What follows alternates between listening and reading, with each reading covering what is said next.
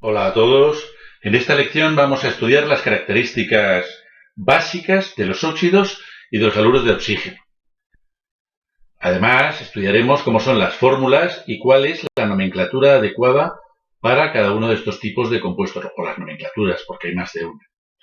En general, a los compuestos que se forman al combinarse el oxígeno con otro elemento se les llama óxidos. Pero hay un pequeño grupo que ha sido separado para formar los haluros de oxígeno. Aquí tenemos un esquema de la tabla periódica que nos va a permitir entender mejor estos tres grupos. Observa los colores, fijaros bien que hay algunas variaciones con respecto a los grupos que veis normalmente, algunas cosas remarcadas. El primer grupo que vemos en azul, que son los metales, además vemos resaltados el oxígeno y el hidrógeno. Y vemos en el grupo de los no metales, que están en color verde, que los halógenos los hemos diferenciado con otro color, con el color amarillo. Ya sabéis que los gases nobles tienen muy poca reactividad y nosotros no los vamos a estudiar al hablar de compuestos. Al estudiar los compuestos nosotros no los vamos a saltar. Bueno, y os preguntaréis, ¿por qué os presento aquí la tabla periódica?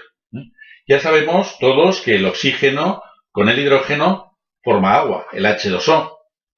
Pero también forma otro compuesto, que es el H2O2, que es el agua oxigenada, que no vamos a estudiar nosotros porque forma parte de un grupo que se llaman los peróxidos. Quiero que reflexionéis sobre los tipos de elementos que se van a combinar. Es el oxígeno con otro elemento. Recordad que el oxígeno es un no metal. Por lo tanto, cuando se combine con un metal, formará compuestos iónicos, mientras que cuando se combine con un no metal, lo que va a formar van a ser compuestos covalentes. Dentro de los no metales, los marcados en verde, son menos electronegativos que el oxígeno. Y se considera que las sustancias que van a formar al combinarse con él son óxidos. Por el contrario, la IUPAC en el 2005, en las disposiciones que puso el 2005, determinó que la electronegatividad del oxígeno es menor que la de los halógenos, que la de todos los halógenos, porque ya era siempre considerado menor, de hecho lo es, que la del flúor. Ahora se han incluido también el cloro, bromo, yodo, astato, se han incluido todos los halógenos. Con lo cual, a esos compuestos que se forman entre los halógenos y el oxígeno ya no se les considera óxidos, sino que se les va a considerar en un grupo nuevo, en el grupo donde estaría metido el oxígeno con el flúor, que son los haluros de oxígeno. Ya veremos que cambia bastante. A pesar de todo, cuando estudiemos los óxidos de los no metales, vamos a tratar también a estos halógenos como si fuesen no metales, ya que en muchos sitios no vais a ver esta diferenciación o vais a ver que los presentan como óxidos ácidos y por lo tanto es importante que los conozcáis como se conocían antes de las disposiciones del 2005, que son las que ahora se están tratando de aplicar y que vamos nosotros aquí estudiando. Bueno, con estas consideraciones, recordando los tipos de compuestos que se pueden formar, si son covalentes o si son iónicos, vamos a empezar con el estudio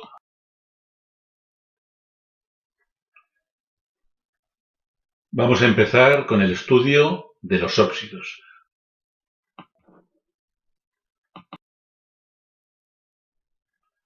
Siempre, lo primero que tenemos que saber es qué son las cosas que vamos a estudiar. Es lo primero que tenéis que pensar. ¿Qué es esto? Los óxidos son compuestos binarios que se forman al combinarse el oxígeno con otro elemento químico.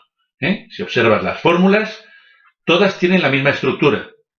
El oxígeno, por ser el más electronegativo, se escribe siempre a la derecha. y el otro elemento del compuesto a la izquierda.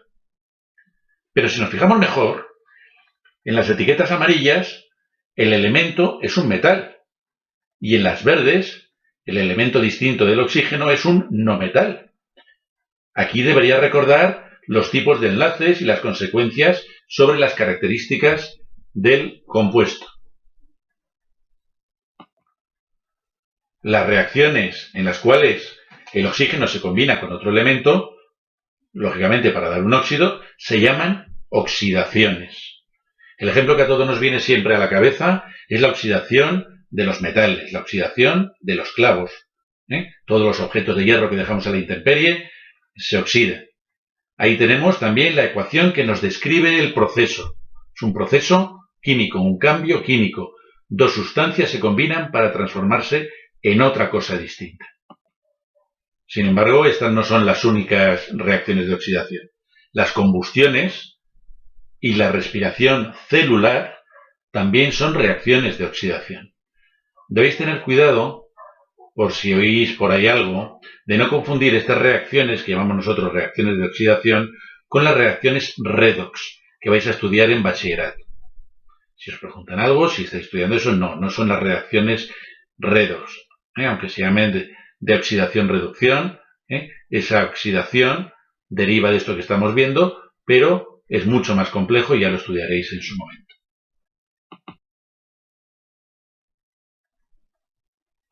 Como hemos visto, podemos distinguir dos grupos de óxidos. Los óxidos que se forman al combinarse el oxígeno con los metales, que se llaman óxidos básicos u óxidos metálicos, como era el caso de nuestros clavos. Observa las fórmulas que tenemos ahí. Y el grupo de los óxidos ácidos que se forman al combinarse el oxígeno con los no metales. Los ejemplos típicos de este grupo son los contaminantes que se producen en la combustión de los combustibles fósiles. Lo más típico son los vehículos, las calefacciones, y los óxidos más típicos son el CO2, el dióxido de carbono, que veremos que es su verdadero nombre, y los óxidos de azufre o de nitrógeno. Pero en otros casos no son gases, sino que son sólidos, como es el caso de ese SiO2 que tenemos ahí, de ese dióxido de silicio, que ya veremos que es el cuarzo.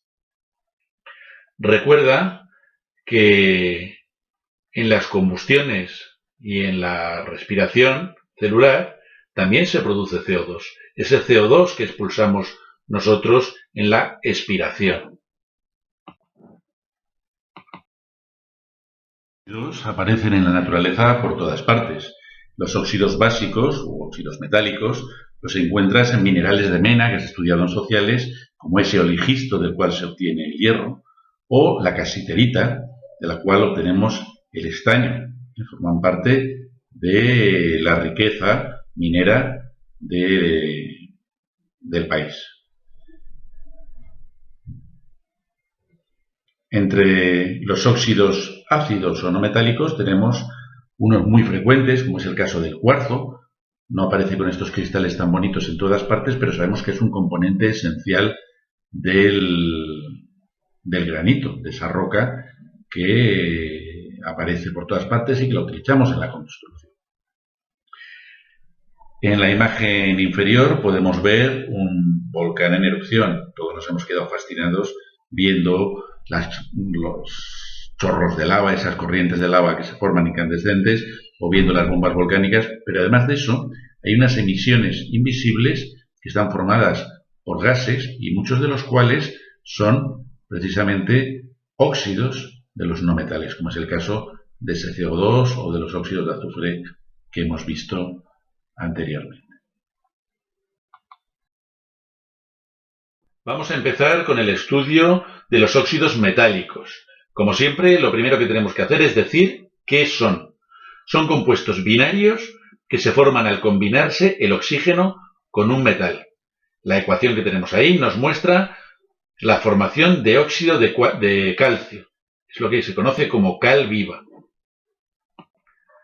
Estos óxidos, los óxidos metálicos, son compuestos iónicos que forman redes iónicas. Recuerda eso de que el metal suelta electrones, ¿verdad? Y esos electrones los capta el no metal, los dos se convierten en iones de cargas opuestas y, por lo tanto, se atraen. Cuando los óxidos metálicos se combinan con el agua, van a dar lugar a hidróxidos, unas sustancias que tienen pH básico. Por eso a los óxidos metálicos se les llama también óxidos básicos. En la ecuación que tenemos ahí podemos ver cómo el óxido de calcio que se nos ha formado antes se combina con el agua para dar hidróxido de calcio. Esta reacción lo que representa, lo que supone, es la transformación de la cal viva en cal apagada.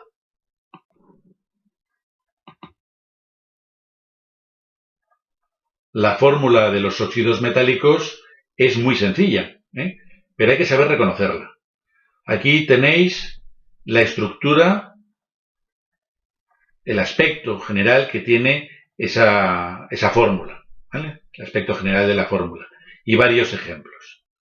Recordad que las fórmulas que representan redes, como es el caso de estas sustancias iónicas, son fórmulas empíricas, por lo que los subíndices nos indican la proporción en que los dos elementos están en la sustancia, pero no nos hablan de cantidades exactas. Para saber de qué compuesto se trata y poder ponerle el nombre adecuado, tenemos que saber interpretar las fórmulas con soltura. Esto implica reconocer, lo primero, el tipo de compuesto y saber interpretar cuáles son las valencias con que están trabajando los elementos que lo forman. En estos casos, el tipo de compuesto es muy fácil. Metal y oxígeno es un óxido metálico. La valencia del oxígeno es fácil, siempre es -2. Pero, ¿qué pasa con la del metal? Fijándonos en la fórmula del Fe2O3, vamos a aplicar un truco. El valor del subíndice del oxígeno lo tomamos como valencia del hierro y el subíndice del hierro como valencia del oxígeno. Parece que no hay problemas. El hierro puede ser +3 y el oxígeno es -2. Si hacemos lo mismo con el CO2O3, ocurre lo mismo. Pero ¿qué pasa si esto se lo aplico a los dos últimos ejemplos? Fijaos bien. Algo no funciona. Si ni el calcio es +1, ni el oxígeno es -1. Lo que ha sucedido es que al escribir las fórmulas, cuando los subíndices se pueden simplificar, se simplifican. En este caso, se ha dividido entre 2, que es lo que se hace en todos los óxidos al simplificar con el oxígeno. Las valencias pares que nos encontremos del metal se simplificarán con la valencia -2, con la valencia 2, vamos a olvidarnos de los signos del oxígeno. Si observamos el óxido de plomo, vemos que el -1 del oxígeno no coincide como valencia suya, aunque el plomo sí podría ser +2. El truco para saber qué es lo que pasa. Primero, miramos el subíndice del metal. Si no es 2, es que se ha simplificado. Y para hallar la valencia, hay que multiplicar por 2. En realidad, existen unos compuestos llamados peróxidos que hemos comentado antes y que estudiaréis en otros cursos, en los que esto no se cumple, no se simplifica. Pero como nosotros no vamos a estudiarlos, para vosotros esto no es ningún problema.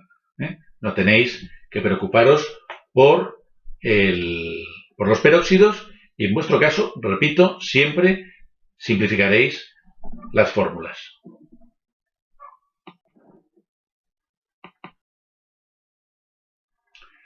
Ya hemos visto cómo es la fórmula. Ahora lo que tendremos que hacer es ver cómo se le pone nombre a ese compuesto que hemos visto. Es decir, cómo es la nomenclatura. En su momento hemos visto los tipos de nomenclatura, ya lo habéis estudiado, desde la perspectiva general, desde unas ideas generales, de cómo son los distintos tipos de nomenclatura, ahora es el momento de aplicarlo a estos compuestos que estamos estudiando, a estos óxidos metálicos. Hay que aprender a aplicarlos bien, sin dudas, y sin miedo también, porque a veces os da miedo hacer las cosas. Es el momento de equivocarse y aprender y hacer las cosas bien. Fijaros que siempre en todos los compuestos vamos a estudiar, independientemente de lo que la IUPAC opine sobre el uso de la nomenclatura tradicional, siempre vamos a aplicar la nomenclatura tradicional. Recordad que esta nomenclatura se sigue utilizando y sobre todo la vais a encontrar en bibliografía, en libros de todo tipo, ¿vale? Las nomenclaturas recomendadas por la IUPAC, por supuesto, y que en el caso de nuestros óxidos metálicos son tres. Son tres nomenclaturas que se llaman de composición, pero que tienen peculiaridades propias. La primera de ellas es la de composición con números de oxidación.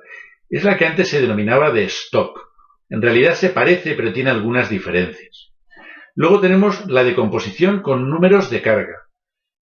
Y por último, la nomenclatura de composición con prefijos multiplicadores, que es como la antigua nomenclatura llamada sistemática.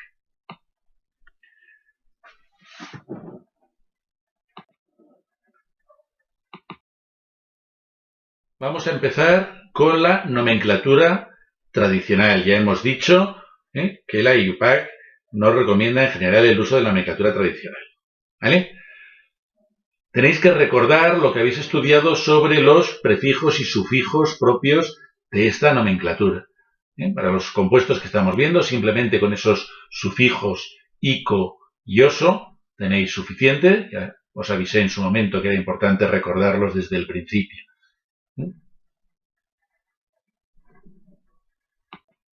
Recuerda que son precisamente esos sufijos los que nos van a decir o dar la pista de con qué valencia está trabajando el metal. Recuerda que utilizamos el sufijo ico para la mayor y oso para la menor.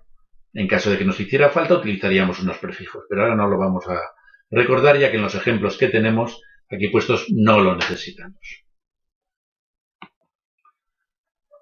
Veamos los ejemplos. Observa que en todos decimos óxido para indicar el tipo de compuesto del que se trata. En todos. En el F2 o 3, el hierro trabaja con valencia más 3. Por lo tanto, la terminación ha de ser ico, ya que es la mayor de las dos posibles, más 2 y más 3. Y el nombre es óxido férrico. En el COO, el cobalto está trabajando con su valencia más 2, por lo que la terminación ha de ser oso. Y el nombre, óxido cobaltoso. En el tercer ejemplo, no hay mucho que pensar. ¿Por qué? Porque efectivamente el calcio tiene una única valencia. Solo es posible que sea más 2, no hay que hacer ningún cálculo. Entonces decimos óxido cálcico. Pero también decíamos en su momento que las terminaciones estos sufijos están para indicar con qué valencia trabaja. Si no hay posible confusión en el caso del calcio, la nomenclatura tradicional muchas veces también pone el nombre sin usar ese sufijo y le llama simplemente óxido de calcio. Por último, en el PbO2 vemos que el subíndice del plomo es 1, lo que nos indica que están simplificadas las valencias. Es decir, que la valencia del plomo no es 2, sino que es 4. Y hay que aplicar el sufijo. Como hay dos posibles valencias, más 2 y más 4, hay que poner el sufijo. Por eso el nombre es óxido plúmbico.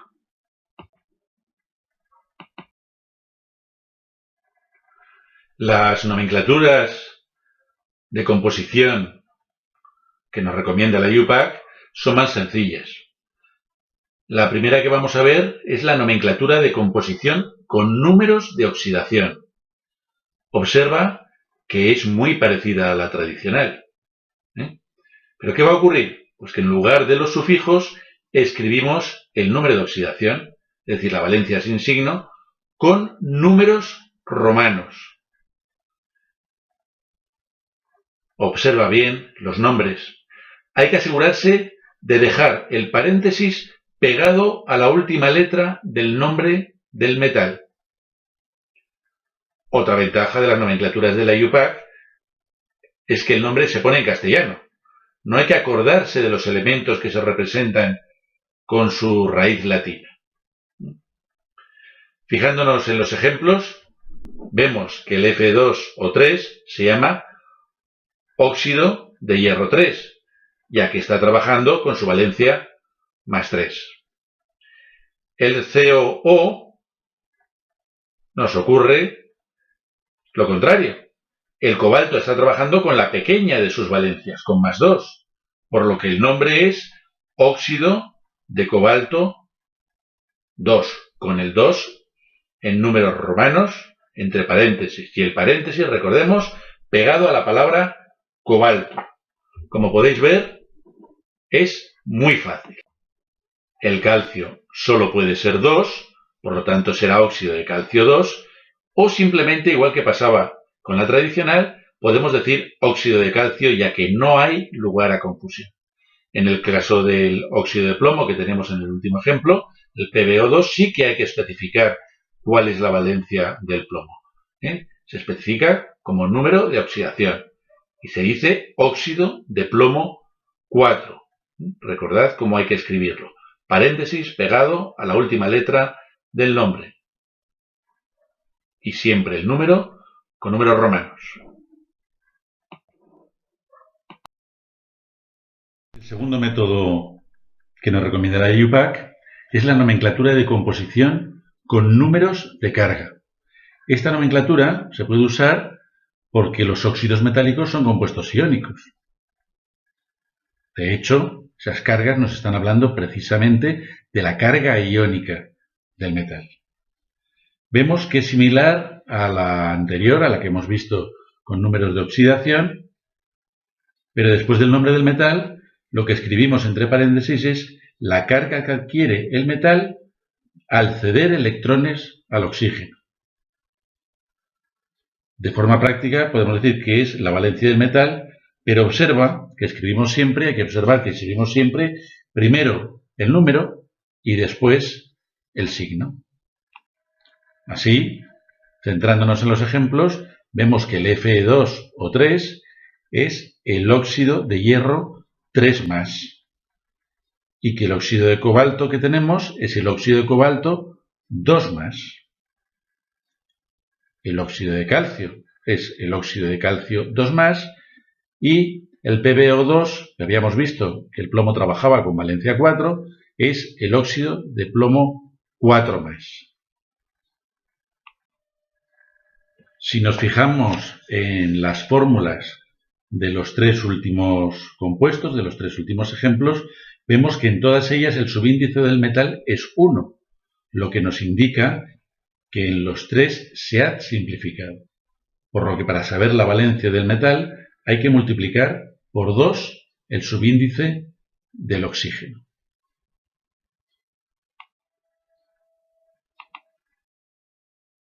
Como método recomendado por la IUPAC es el de composición con prefijos multiplicadores. Es la más fácil de todas.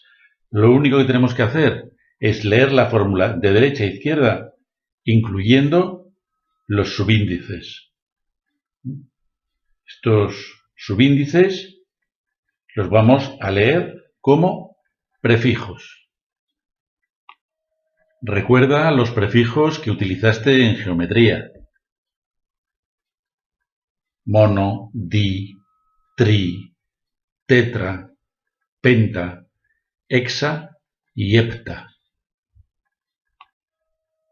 Fijándonos en los ejemplos, para el F2 o 3 decimos trióxido de dihierro. Cuidado, es di con D, no bi con B. Dihierro. Para el segundo ejemplo, el COO, el nombre es monóxido de cobalto. Podríamos haber pensado que teníamos que decir de monocobalto, pero no es correcto. No se pone el prefijo mono al metal.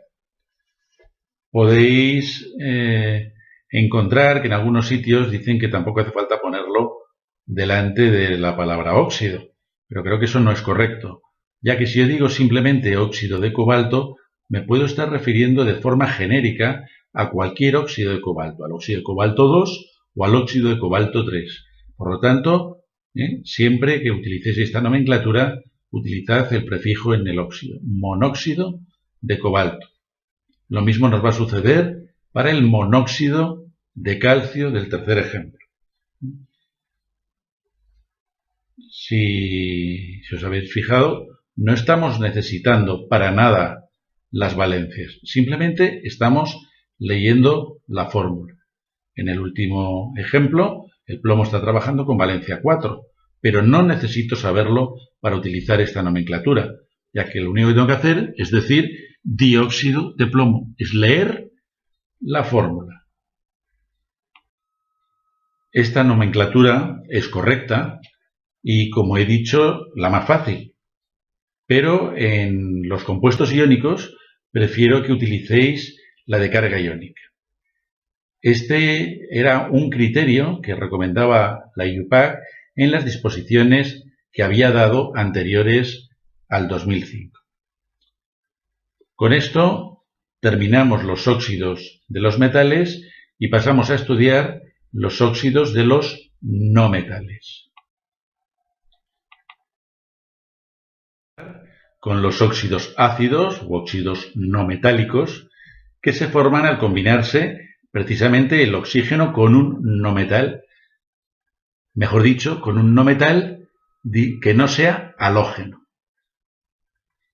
En la ecuación química vemos cómo se forma uno de estos óxidos a partir de la combinación entre el azufre y el oxígeno.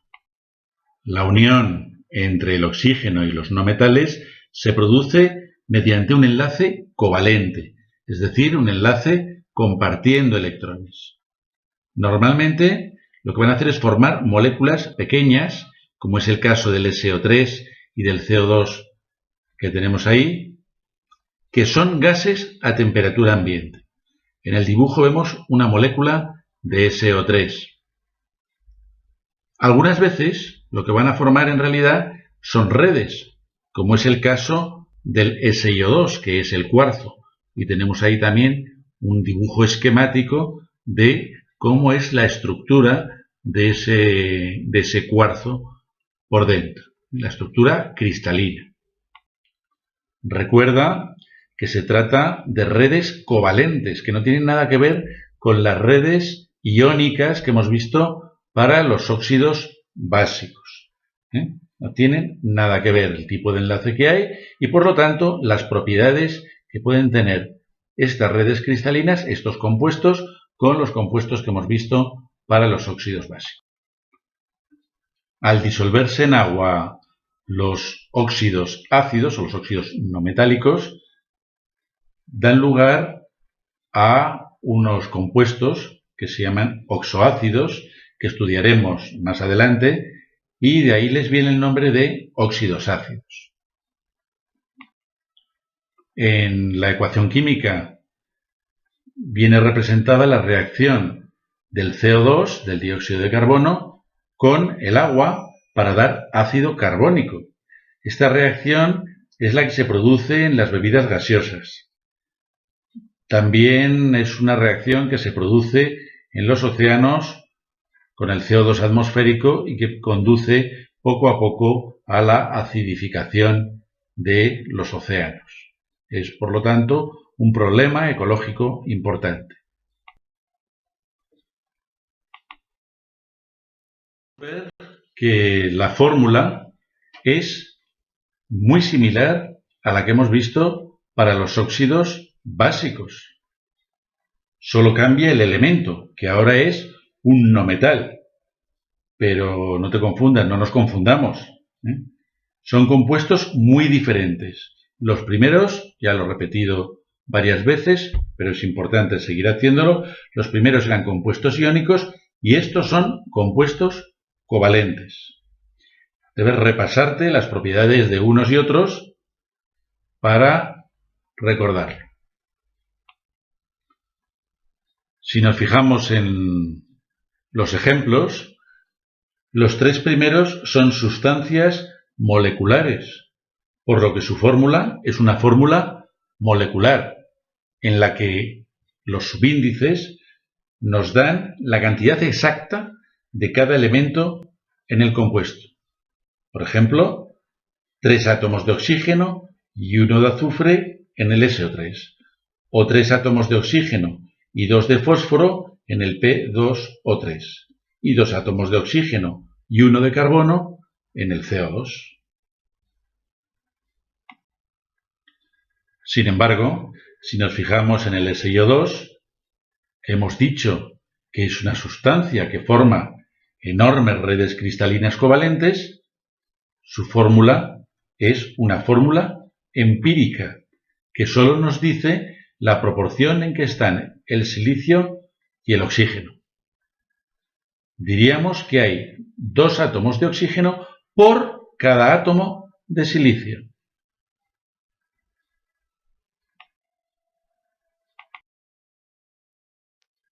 Además de la nomenclatura tradicional, se emplea la nomenclatura de composición con números de oxidación y la nomenclatura de composición con prefijos multiplicadores.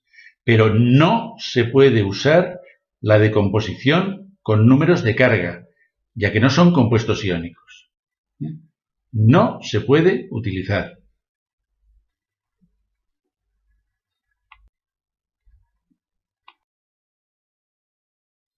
La nomenclatura tradicional, que está especialmente rechazada por la IUPAC, se caracteriza por sustituir la palabra óxido por la palabra anhídrido. La propia nomenclatura tradicional no la usaba con algunos óxidos ácidos. Nosotros no vamos a entrar en detalles sobre los compuestos en los cuales se usaba o no se usaba, pero sí que tenemos que aprendernos bien la palabra anhídrido y debemos saber reconocerla en los nombres para poder escribir las fórmulas correctamente. Cuando veamos una fórmula y la identifiquemos como óxido ácido, inmediatamente lo que tenemos que hacer es sustituir la palabra óxido por la palabra anhídrido y después ponerle los sufijos y prefijos que procedan al no metal. Las excepciones ya las estudiarás en otros cursos en los cuales des química. El SO3 es el anhídrido sulfúrico, ya que el azufre trabaja con la valencia +6. El P2O3 es el anhídrido fosforoso, ya que el fósforo está trabajando con la valencia +3.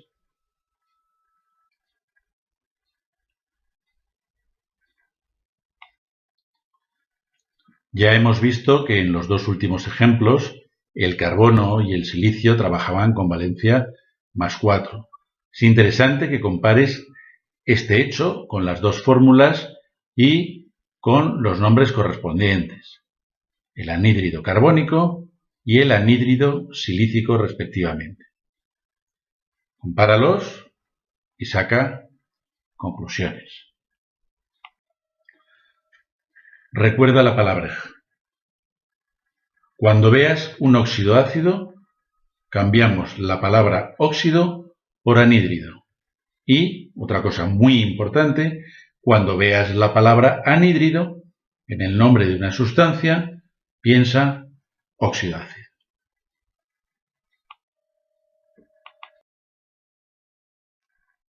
La primera nomenclatura de las recomendadas por la IUPAC para este tipo de compuestos que vamos a ver es la de composición con números de oxidación. Si nos fijamos bien, es igual que para los óxidos metálicos. Usamos la palabra óxido y después indicamos el nombre del metal con el número de oxidación entre paréntesis y con el paréntesis, a la hora de escribirlo, pegado al nombre del no metal. En el primer ejemplo, el SO3, veríamos que la valencia del azufre era más 6, por lo que escribiremos óxido de azufre 6 con números romanos, entre paréntesis y pegado al azufre. Para los otros ejemplos hacemos lo mismo. Para el P2O3, que el fósforo trabaja con valencia 3, diremos óxido de fósforo 3, escrito con números romanos. Para el CO2 tendremos el óxido de carbono 4 y para el SiO2 el óxido de silicio 4. ¿Veis? Es muy sencillo si somos capaces de calcular la valencia con la que está trabajando el no metal.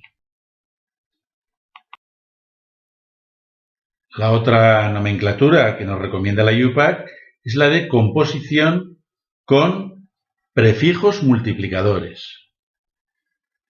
Ya conocemos el método. Leer la fórmula de derecha a izquierda indicando los subíndices como prefijos. Ahora hay que tener cuidado.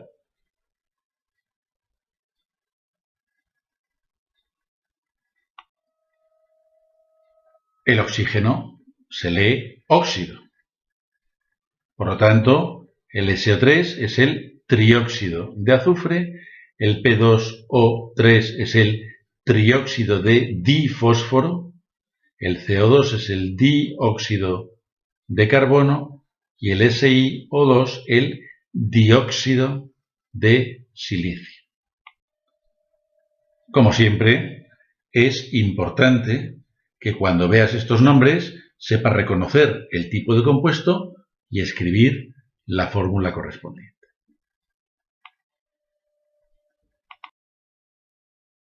Bueno, esta es la parte más complicada de esta lección, ya que tenemos que aprendernos algo siguiendo dos criterios distintos.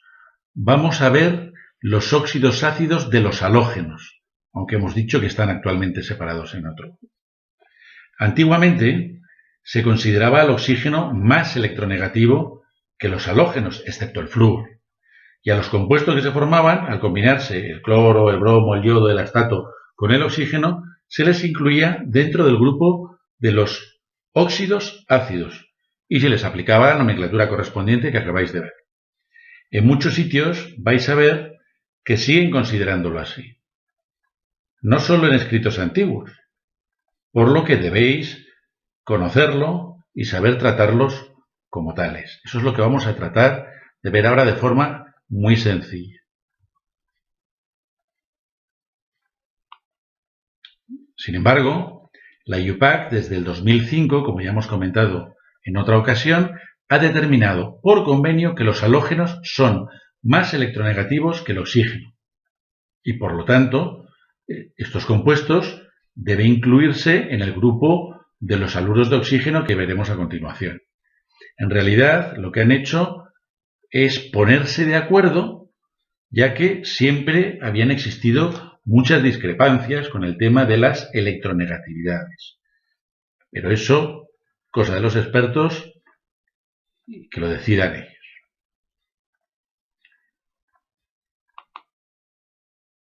Debemos fijarnos en cómo está escrita la fórmula. Si la han escrito con el oxígeno a la derecha, lo trataremos como a todos los óxidos ácidos. Nosotros, en este pequeño grupo, solo usaremos la nomenclatura de composición con prefijos multiplicadores. Observa los ejemplos. El Cl2O7 es el heptaóxido de dicloro, el Br2O7 es el heptaóxido de dibromo. Fíjate en estos dos ejemplos y compara las fórmulas y los nombres. Veréis que hay muchas relaciones y hay que aprender a fijarse. El Cl2O5 es el pentaóxido de dicloro, el I2O3 el trióxido de diyodo y el Br2O es el monóxido de dibromo. Si te fijas en las fórmulas, el subíndice del oxígeno nos da la valencia del halógeno. Observa que en el último compuesto el subíndice 1 está en el oxígeno, no en el no metal. No hay que multiplicar por 2 para hallar la valencia. Es muy importante que nos fijemos en la fórmula. Siempre escribimos el más electronegativo a la derecha. Veremos que en los haluros de oxígeno la fórmula se escribe al revés, con los halógenos a la derecha y el oxígeno a la izquierda. Este es el dato en el que nos debemos fijar para saber cómo tratarles. Teniendo en cuenta estos últimos comentarios que acabamos de hacer, los tenemos que tener presentes todo el rato, pasamos a estudiar el grupo de los haluros de oxígeno. Como ya hemos dicho, los haluros de oxígeno son compuestos binarios que se forman al combinarse el oxígeno con un halógeno. Son sustancias covalentes, moleculares, que forman gases a temperatura ambiente. Es muy importante, como acabamos de decir, fijarse en la fórmula. Como el halógeno se considera más electronegativo que el oxígeno, se escribe a la derecha. Recuerda, hay que recordar que no se nos puede olvidar que este es el criterio para saber cómo esperan que los nombremos.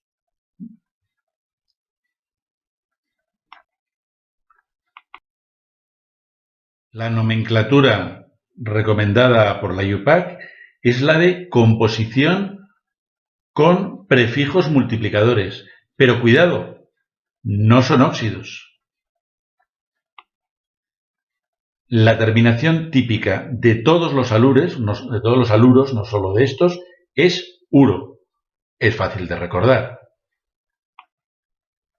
Como siempre, leemos de derecha a izquierda, poniéndole el prefijo a la raíz del nombre del halógeno, pero terminado con el sufijo uro.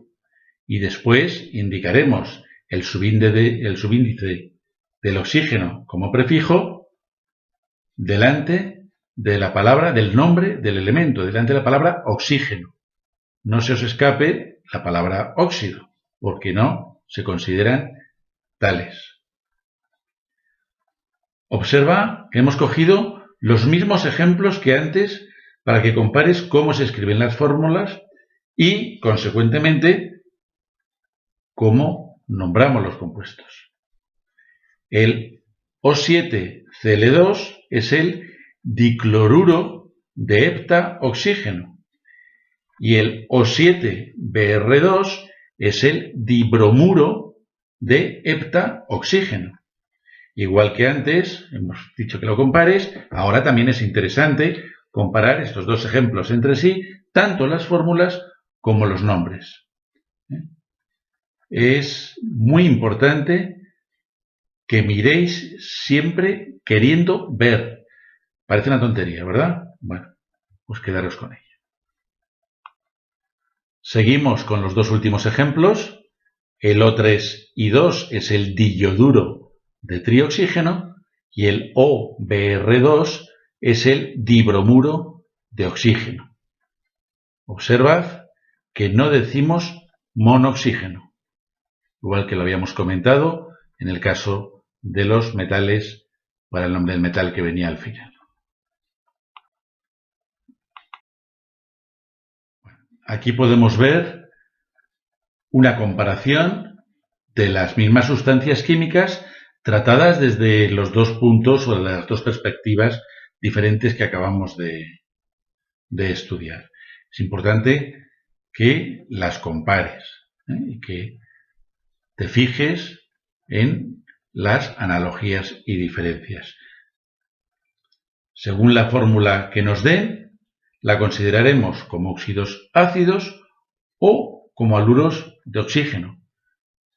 Y por lo tanto tendremos que nombrarlas consecuentemente con esa fórmula que nos han dado. Lo mismo va a suceder al leer el nombre que nos proporciona.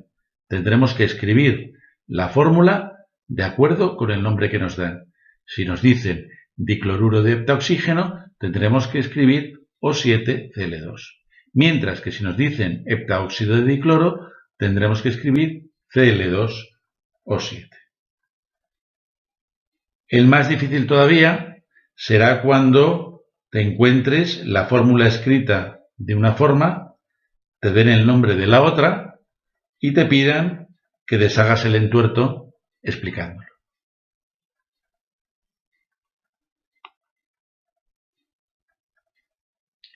Con esto hemos terminado la lección de óxidos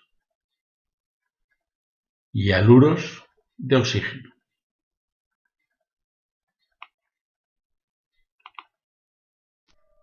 Recuerda que estos vídeos, las lecciones no sirven de nada, lógicamente, si no estudias y, sobre todo, si no pones interés en hacer todas las actividades que se te propongan y todos los ejercicios. Ahora vamos a empezar ya con ejercicios de formulación y esos ejercicios hay que hacerlos.